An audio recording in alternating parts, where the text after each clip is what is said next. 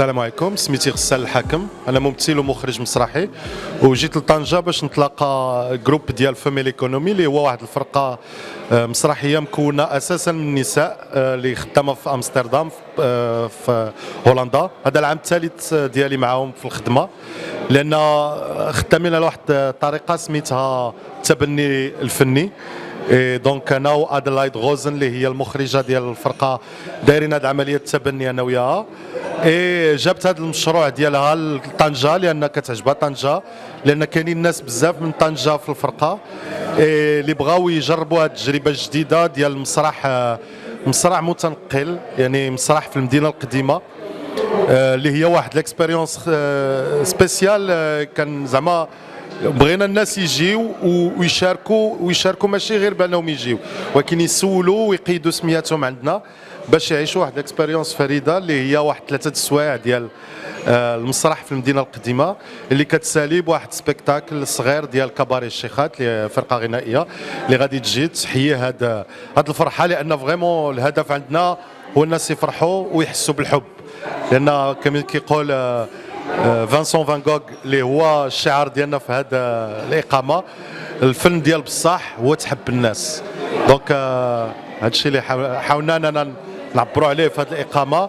وبيان سور كاين بزاف ديال العمالقه ديال طنجه، كاين عبد الله الكرد، كاين سعيد اللي معروف في المدينه القديمه، كاين حمزه ابو العز، كاين الناس ديال طنجه اللي كلشي كيعرفهم. المهم كنتسناو الناس انهم يشاركوا معنا، لان فرجه مسرحيه ما فيهاش غير الممثل المخرج والنص، فيها حتى المتفرج. السلام عليكم، عبد الغني بوزيان، بريزيدون لاسوسياسيون دارنا ارتيست. كنشكركم دابور على المبادره انكم تجيو عندنا. اون فيت هذا البروجي سفاري اوربان ستا هذه دوزيام ايديسيون ديالها، اللي كانت التجربه الاولى على ليشيل هو صغير، اللي الفكره ديالو بدات مع فاميلي ايكونومي ديال بيبا، وهاد السنه هذه حاولنا نعملوا سميتو هاد ليديسيون تكون بلو لارج واحد المده طويله الى اخره. سميتو الجميليه ولا لا بارتيكولاريتي ديال هاد البروجي هذا هو اننا كيفاش نسافروا بالناس على ترافيغ لي غيول ديال مدينه طنجه، وانهم يكتشفوا واحد العمل اللي تعمل على المده ديال الشهر، وكيفاش هذا الغوكونت ما بين الفنانه وما بين لي سيتويان اللي غادي يعملوا لنا واحد التجربه، واحد المفاجاه اللي غادي تكون داخل البيوت ديالهم.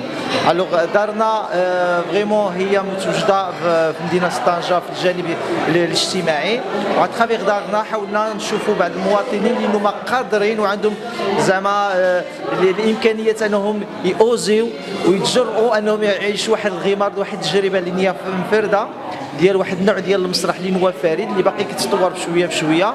وحنا جد مسرورين ان هاد سميتو هاد التجربه هذه تكون في طنجه ولا دوزيام فوا، ونتمناو يكونوا دي زيديسيون اخرين اللي يسمحوا ان الجمهور الطنجاوي يشوف الفن المسرحي بطريقه جديده مبتكره، ماشي فوالا بطريقه جديده، لان هذا هو الدور ديال الفن، هو اننا نبتكروا طرق والميثود اللي هما جداد اللي يخليو المجتمع انه يفكر ويشوف الجانب الحياه ديالو عن طريق طرق فنيه مبتكره. كنشكركم بزاف وميرسي.